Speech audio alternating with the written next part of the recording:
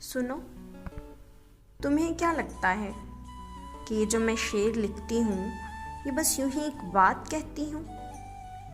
ارے نہیں صاحب، یہ شعر فقط ایک بات نہیں ہے، یہ تو ایک غم ہے جو غم زیست کہلاتا ہے۔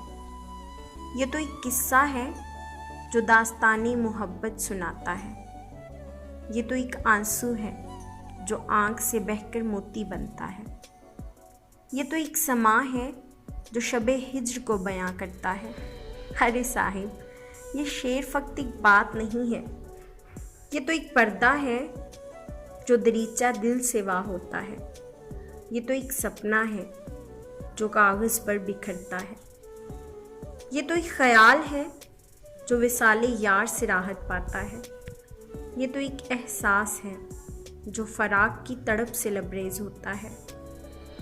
ارے صاحب، یہ شعر فقط ایک بات نہیں ہے، یہ تو ایک سوز ہے جو دل کی دہلیز سے ہوتا ہوا دماغ میں گردش کرتا ہے اور قلم کی نوک پہ آ کر رکتا ہے، پھر لفظوں کا روپ دھار کر ایک شعر بن جاتا ہے۔